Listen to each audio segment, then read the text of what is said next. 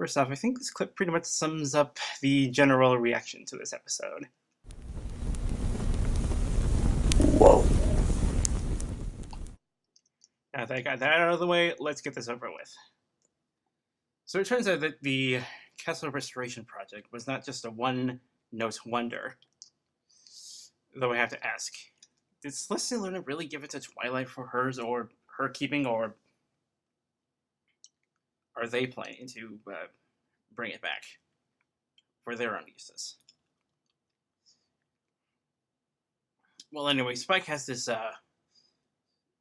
so it turns out that the PowerPoints are actually a comic. Nice homage. Spike apparently has found an interest in this. And Spike feels left out, but this time it's not finding anything to help them out with the restoration project and not getting jealous that an owl has taken most of his work. Well, at least that's what he put it as back in season 1.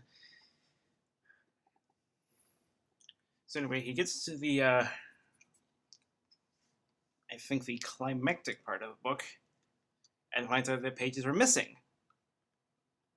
But it turns out there's a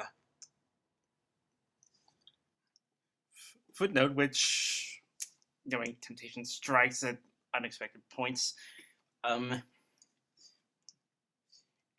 He reads, the gateway to another world opens up and everyone gets sucked in. Or every pony gets sucked in. And they take on those personas. And if you saw the Comic-Con animatic, you know what's that is. Twilight the Matterhorn, Pinky Philly Seconds, Rainbow Zap, Apple Mistress Marvelous, Flutter Saddle Ranger, and Spike Humdrum.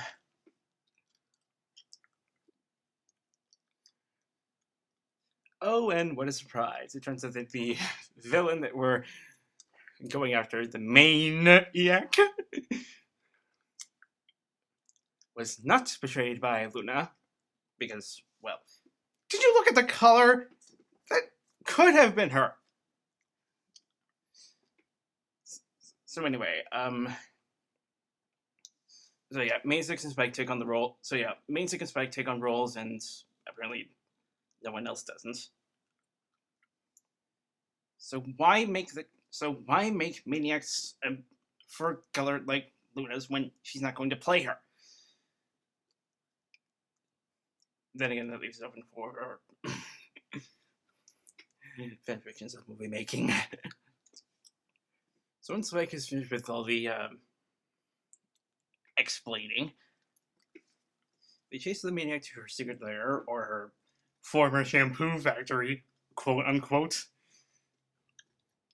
because she has stolen the all-powerful Electro Orb to power her hair dryer shaped doomsday device, which could cause every main in the city to be to run wild. But unlike the Sherlock Holmes in the 26th century episode with the blood regenerator, I forget the name precisely. This time they don't. This time the failure of the element of surprise actually fails this time because every pony except Humdrum gets captured and, well, mostly frozen in place thanks to the hairspray ray of doom, and, well, they can still talk, of course. Humdrum works behind the scenes. Apparently there's a slight flaw with that spray. It runs on a time limit. And that's kind of clever for her to get someone on stand guard. But as the maniac monologues, Spike gets to work. Nobody notices. He soon entraps most of the henchmen in a huge... It's made out of dynamite, probably gonna. I'm calling it best because cloth would be just a bit too small. Knocks out the time guard. The power ponies get out, battle the rest, and of course, the spray is not only effective on them, but also effective on the henchmen, surprisingly, which helps them. Wonderful. And then there's, of course, the best moment in the entire episode, Flutter Hulk. That was built up so well. It just kills it. It's just the best part of the episode, no doubt. You can't try to hammer this down, but you can't destroy the Flutter Hulk, because that is the strength of this episode entirely. I'm serious!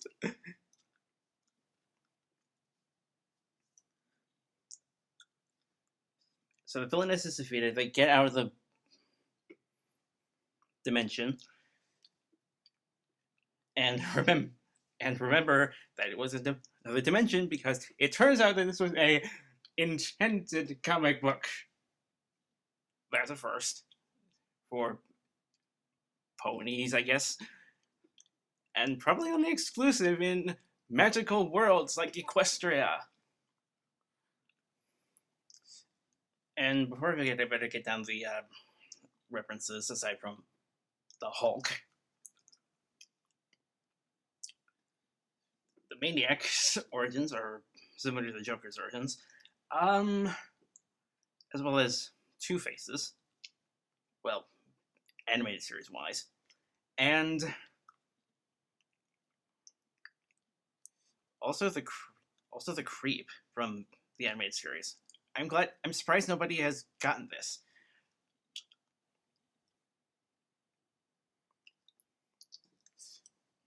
Her main usage resembles Dr. Octopus. Metropolis is pretty obvious. Humdrum is the Burt Ward Robin from the Animals television series.